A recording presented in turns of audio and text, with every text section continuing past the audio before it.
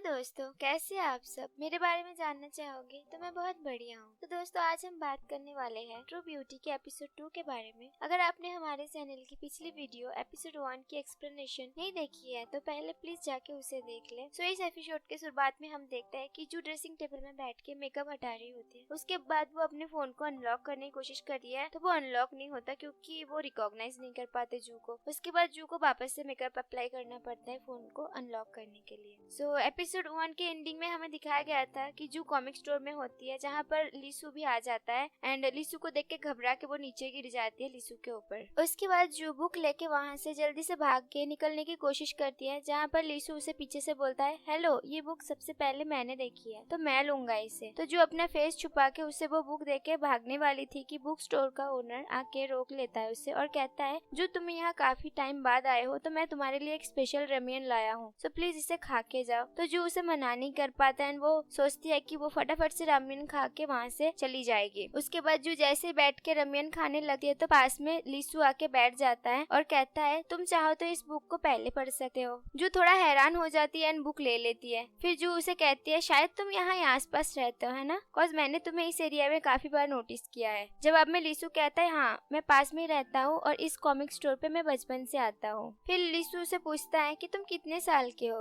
वैसे मैं तो 18 साल का हूँ। तो जो उस पर कहती है, मैं ना 14 इयर्स की हूँ और मैं 8th स्टैंडर्ड में हूँ। जिस पर लीसू को यकीन नहीं होता और वो बोलता है, नहीं तुम तो मेरी उम्र की लगती हो। तो जो थोड़ा घबरा के और हंस के कहती है, अरे मैं तो मजाक कर रही थी, एक्चुअली मैं ना तुमसे बड़ी हूँ और मैं 25 साल की हूँ। तो लीसू बोलता है, मजाक मत करो, तुम मेरे उम्र के हो। तो जो वहाँ पर ज्यादा देर तक रुकना नहीं चाहती थी बिकॉज उसे डर था कि लीसू उसे पहचान न ले, तो वो फटाफट से रामियन खा के बुक लिए बिना ही वहाँ से भाग के घर चली जाती है। घर पहुँचने के बाद जू का भाई उसे पूछता है, मेरा कॉमिक बुक किधर है? तो जू उस पर गुस्सा होके कहती है कि मुझे नहीं पता और ये सब कुछ ना तुम्हारे कारण हुआ है। जिस पर जू का भाई बोलता है, क्या मतलब, तुम मेकअप लगाए बिना बुक स्टोर चली गई थी जहाँ पर तुम्हारे स्कूल का एक बंदा भी आ गया था। वैसे ये सब तो रियलिटी में नहीं होता है एंड मूवीज एंड ड्रामा में ही दिखाया जाता है। तो जू कहती है, हाँ कुछ ऐसा ही हुआ है मेरे साथ। तो जू का भाई हंसने लगता है और कहता है, मतलब मुझे तुम्हारी फोटोज अब किसी को दिखाने की जरूरत नहीं है, तुमको तो देख लिया है स्कूल स्टूडेंट ने। जिस पर जू कहती है, हाँ देखा तो है पर वो मुझे पहचान नहीं पाया। जू का भाई बोलता है, आज नहीं तो कल तो वो तुम्हें पहचान ही लेगा, तो कब तक तुम ऐसे खुद को छुपा के रखोगे? कॉन्फिडेंट होके सबके सामने अपनी रियलिटी एक्सेप्ट कर लो। जिस पर जू गुस्से से उसे बोलती है, तुम जिसे पसंद करते हो ना विदाउट मेकअप ना, वो भी मेरी जैसी होगी।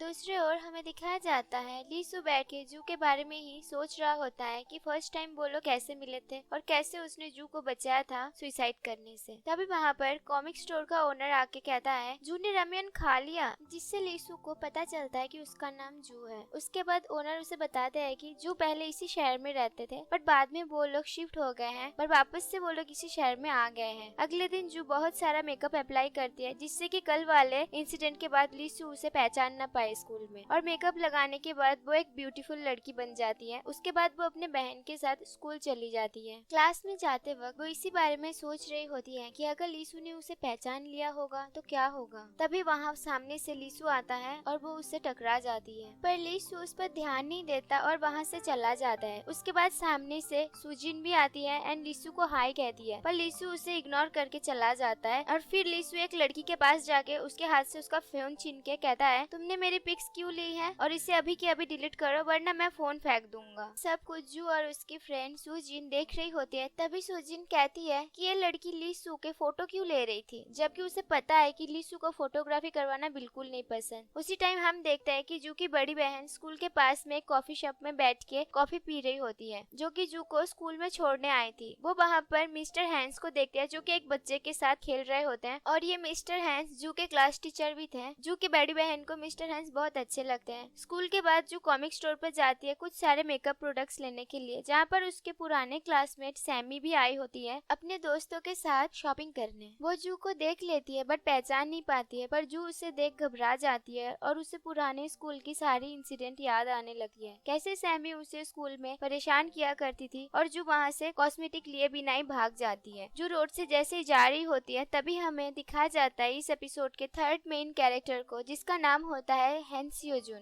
जो कि काफी स्पीड में बाइक चला रहा होता है एंड उसके पीछे कुछ सारे बाइकर चेस कर रहे होते हैं। हैंसियो इतनी तेज से बाइक चला रहा होता है कि आगे जाके उसकी टक्कर जू से हो जाती है एंड सडनली ब्रेक लगाने के चक्कर वो बाइक से नीचे गिर जाता है। जू उससे पूछती है क्या तुम ठीक हो, पर हैंसियो कुछ बोले बिना ही हेलमेट जू के हाथ में दे के उठ के वहाँ से चला जाता है, क्योंकि उसके पीछे बहुत सारे बाइकर पड़े हुए थे। वो आगे जाके भागता है, लेकिन वो बाइकर्स उसे पकड़ लेता है और पिटाई करने लगते हैं। तभी जू भी वहाँ पर उनका पीछा करते हुए आ जाती है एंड छुपके से पुलिस का सायरन बजा देती है, जिससे कि वो बदमाश लड़के उसे छोड़ के वहाँ से चले जाते हैं। उसके बाद जू पीछे देख के चलने लगती है कि सारे बाइकर्स वहाँ से भाग गए कि नहीं। तभी उसकी टक्कर हैंसियो से लग जाती है एंड टक्कर लगने की वजह से जू ऑलमोस्ट गिरने ही वाली थी कि हैंसियो उसे बचाने के चक्कर उसका बैग पकड़ लेता है, जिस पर जू उसे थैंक यू बोल के हेलमेट दिए बिना ही भाग के चली जाती है। जब वो घर पहुँचती है तब उसे रियलाइज होता है कि वो उसे हेलमेट देना भूल गई है। इधर हम देखते हैं कि जू की मॉम टीवी में एक कोरियन एक्टर का इंटरव्यू देख रहे होते हैं, जो कि काफी हैंडसम थे। आगे जाके हमें पता चलता है वो कोरियन एक्टर और कोई नहीं लीसू के पापा है, जो कि 7 साल बाद कोरिया वापस आए हैं अपने बेटे से मिलने। लीसू अपने पापा से ज्यादा अटैच नहीं था, सो जब वो लीसू से मिलते हैं तो लीसू उन्हें कहते हैं आप वापस चले जाओ। हम देखते हैं कि लीसू हमेशा से अकेला था। जब वो छोटा था तब उसकी मॉम की डेथ हो गई थी एंड उसके बाद उसने अपने पापा को किसी एक दूसरी लड़की के साथ भी देखा था। ये सब से लीसू बहुत ही ज्यादा मेंटली अफेक्टेड था। उसी टाइम उसके पापा भी उसे छोड़ दूसरे सिटी चले गए थे अपने करियर ग्रोथ के लिए। नेक्स्ट डे लीसू का बर्थडे होता है तो उसका पापा उसे पूछते हैं तुम्हें बर्थडे पर क्या चाहिए। जब अब में लीसू बताता है मुझे कुछ नहीं चाहिए, ना ही अब मुझे आपके साथ रहना है, मैं नहीं चाहता कि लोग जान पाए कि मैं आपका बेटा हूँ। नेक्स्ट सीन में हम देखते हैं जो अपने रूम में बैठ के अपने स्कूल फ्रेंड्स के साथ ग्रुप चैट कर रही होती है, जहाँ पर उसका भाई एक कॉमिक बुक लेके उसके पास आता है और कहता है इस बुक को अभी के अभी कॉमिक स्टोर पे जाके वापस दे आओ। तो जू बोलती है तुम ले आए हो तो तुम खुद जाके वापस कर आओ ना, मैं क्यों जाऊँ रिटर्न करने। जिसपे जू का भाई बोलता है मैंने तुम्हारी ली हुई पिक्स अभी तक डिलीट नहीं की है। ये सुन के जू जल्दी से कॉमिक बुक स्टोर चली जाती है जैकेट से अपना फेस हाइड करके। स्टोर पहुंच के वो स्टोर ओनर से सबसे पहले ये पूछती है क्या यहाँ पर लीसू आया हुआ है अभी। तो स्टोर ओनर बोलता है नहीं, और वो कभी कभार यहाँ आता है वीकेंड्स पर। जो बुक रिटर्न करके घर वापस से जाने वाली थी कि स्टोर का ओनर थोड़ी देर के लिए उसे स्टोर पे रुकने के लिए बोलता है, क्योंकि उन्हें थोड़ा अर्जेंट जाना था। जो वहाँ पर रुक जाती है और कॉमिक्स बुक को देखने लगती है। तभी उसे अपनी एक बचपन की फेवरेट कॉमिक बुक दिखती है, जिसके अंदर एक स्टिकर होता है जो उसे बचपन से अपने पास कलेक्ट करती है, तो वो उसे ले लेती है वहाँ से। तभी पीछे से लीसू उसी स्टोर पे आता है और जू को देख के कहता है सो हम फिर मिल गए। जू एकदम से चौंक जाती है एंड बुक से अपना फेस कवर कर लेती है। लीसू जू से बोलता है तुम नीचे नहीं आओगे।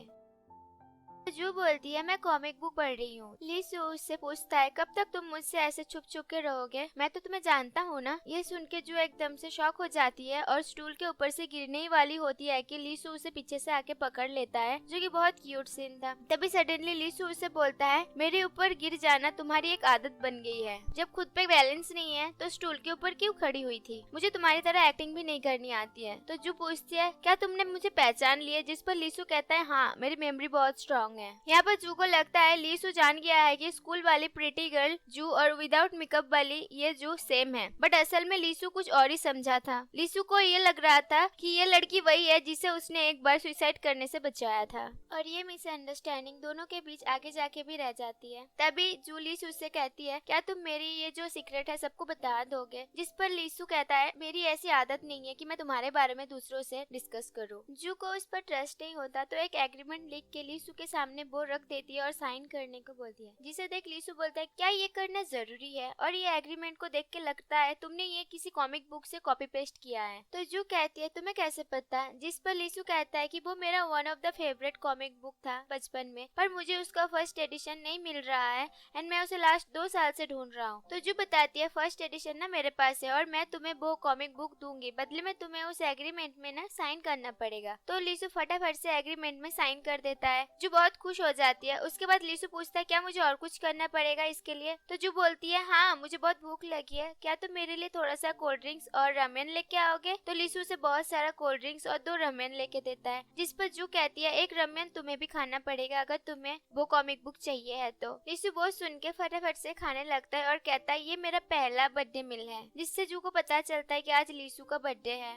वो लोग जब बुक स्टोर से जा रहे होते हैं तब जो उसे वो जो स्टिकर उसने कलेक्ट किया था वो ली को दे देती है और हैप्पी बर्थडे विश करके वहाँ से चली जाती है। इसके बाद लीसू घर आके जू का दिया हुआ गिफ्ट देख के बहुत खुश होता है क्योंकि उसका यह पहला बर्थडे गिफ्ट था और वो उस स्टिकर को अपने पास संभाल के रखता है। नेक्स्ट डे जू वो कॉमिक बुक एंड लीसू का जैकेट वॉश करके एक बैग में लेके स्कूल ले जाती है उसे देने के लिए। थोड़ा लेट बस स्टैंड पहुंचने के कारण जू का बस मिस ही होने वाला था कि पीछे से जू को आते देख बस के लड़के बस रुकवा देते हैं एंड जैसे ही जू उस बस में चढ़ती है तो बस के सारे लड़के उसको देखते ही रह जाते हैं और कहते हैं ये लड़की कितनी ब्यूटीफुल है। एंड जू को अपने पुराने दिन याद आ जाती है जब वो इसी सेम बस में चढ़ती थी तो ये लड़के उसे ठीक से खड़े होने के लिए भी जगह नहीं देते थे बस में। ये सोचते सोचते जू की आंख लग जाती है। तभी जू के पास वाली सीट में एक लड़का आके बैठता है जो कि जू को सोते देख उसके गलत फोटोज लेने लगता है। उसी सेम बस में जू की फ्रेंड सुजीन भी होती है। वो ये सब देख लेती है एंड पीछे से आके उस बंदे से फोन छीनने लगती है और कहती है मैंने तुम्हें फोटो लेते हुए देख लिया है। और वो जू से कहती है कि अभी के अभी पुलिस में कॉल लगाओ। ये सुन के वो बंदा डर के बस से उतर के भागने लगता है और उसके पीछे पीछे जू की फ्रेंड सुजीन भी भागने लगती है बस से उतर के। एंड उस बंदे को पकड़ने के चक्कर सुजीन अपने बैग को बहुत जोर से उस बंदे के ऊपर फेंक मारती है जिससे वो बंदा गिर जाता है। तभी वहाँ पर पुलिस भी आ जाते हैं और उस बंदे को पकड़ के ले जाते हैं। ये सब कुछ जू बस के अंदर से देख रही होती है एंड वो बहुत ज्यादा इम्प्रेस हो जाती है। सुजीन जब बस में आती है तो जू उसे बोलती है काश मेरे पास तुम्हारे जैसी एक प्रोटेक्टिव बॉयफ्रेंड होता। जब जू अपने दोस्तों के साथ स्कूल के अंदर जा रही होती है तभी उनके पीछे से एक बंदा बाइक चलाते हुए आता है बहुत तेज से। वो बंदा कोई और नहीं हैंसियो था जिसे देख जू को याद आती है अरे ये तो वही लड़का है ना जिसका हेलमेट मेरे पास है। तभी जू की फ्रेंड सुआ कहती है कि अरे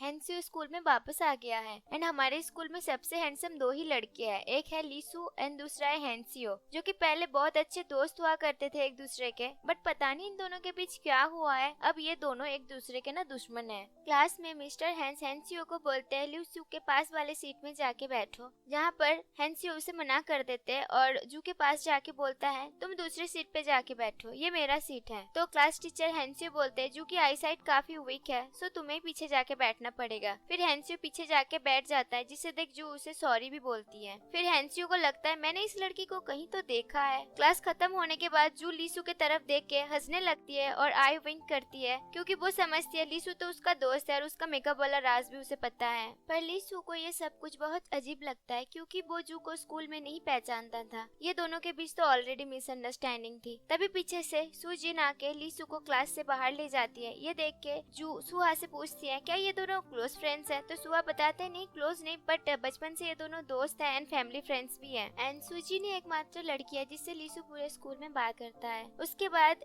जू अपने दोस्तों के साथ लंच कर रही होती है। वहाँ पर वो हैंसियो को देख के अपने दोस्तों से उसके बारे में पूछती, जिस पर सुहा कहती है हैंसियो में बैड बॉय की वाइब्स हैं। एक बार उसने एक बच्चे को मार के कोमा तक पहुंचा दिया था। ये सुन के जू एकदम से परेशान हो जाती है, सोचते हैं इस बंदे को अब इसका हेलमेट वो कैसे देगी। लंच टेबल में सारे लड़के जू को ही देख रहे होते हैं और कहते हैं कितनी खूबसूरत लड़की है। वहाँ पर जू का भाई भी होता है, वो ये सब कुछ सुन रहा होता है तो वो मन ही मन बोलता है सुंदर नहीं आंखों का धोखा है। इसके बाद जू फिर से लीसू के पास जाती है और एक जूस देती है। लीसू तब भी उसे इग्नोर करता है। कुछ देर बाद स्कूल के गार्डन में जू अगेन लीसू के पास आके कान में बोलती है मुझसे टेरेस पर मिलो, जिसे सुन के लीसू को लगता है ये लड़की पागल हो चुकी है क्या। उसके बाद लीसू एकदम गुस्से से टेरेस पर जाता है। उससे आते देख जो एकदम से प्यारी सी स्माइल देती है। लीसू उसे पूछता है क्या तुम ये सब मेरे अटेंशन पाने के लिए कर रहे हो, जिस पर जू कहती है यहाँ पर कोई नहीं है सो नॉर्मली बात कर सकते हो। ये बोल के जू बैग लीसू के हाथ में दे देती है जिसमें कॉमिक बुक और जैकेट है। लीसू बैग ले लेता है और पूछता है क्या तुम मुझे पसंद करते हो, तुम ऐसे बिहेव कर रहे हो जैसे कि हम दोनों क्लोज फ्रेंड है। जिस पर जू कहती है ऐसा कुछ नहीं, पर हम तो दूसरे दिन भी मिले हैं ना, तुम इतना अजीब क्यों बिहेव कर रहे हो। तो लीसू कहता है मुझे नहीं पता तुम्हारे दिमाग में क्या चल रहा है बट हम कभी नहीं मिले हैं और मैं तुम्हें नहीं जानता हूँ। बोल के लीसू जैसे ही जाने लगता है तो पीछे से जू आके उसका हाथ पकड़ के पूछती है क्या तुम सच में मुझसे कभी नहीं मिले हो स्कूल के अलावा। तो लीसू गुस्से में जवाब देता है शायद ये तुम्हारा तरीका होगा अटेंशन पाने का और आगे से ना ये सब मत करना। इस पर जू को समझ आता है कि कॉमिक बुक स्टोर में दोनों के बीच मिसअंडरस्टैंडिंग हुई है एंड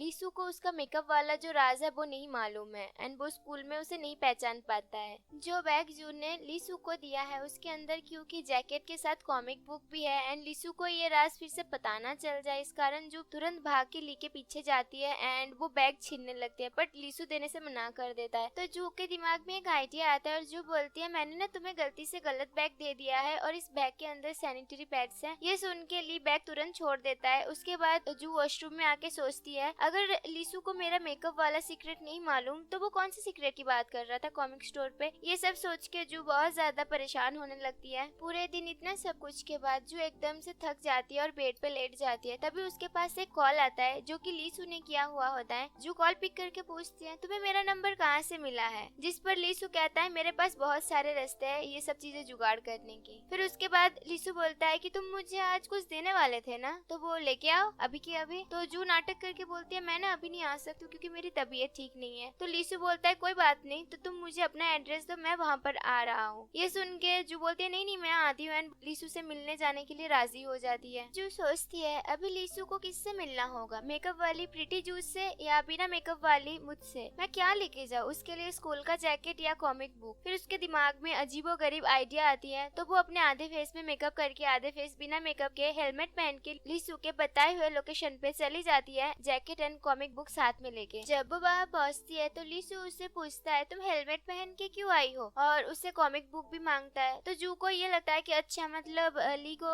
बिना मेकअप वाली मुझसे मिलना है, तो वो तुरंत कॉमिक बुक निकाल के दे देती है। उसके बाद वहाँ से जाने ही लगती है कि लीसू से बोलता है रुको मैंने तुम्हारे लिए ना कुछ ड्रिंक ऑर्डर किया है, प्लीज इसे पी के जाओ वरना ये ना वेस्ट होगा। तो जो वहाँ पर बैठ जाती है। फिर लीसू उसे पूछता है तुम क्या हेलमेट के ऊपर से ड्रिंक पीने वाले हो, तो जो बोलते है नहीं स्ट्रॉ है ना मैं उसके थ्रू पी लूंगी।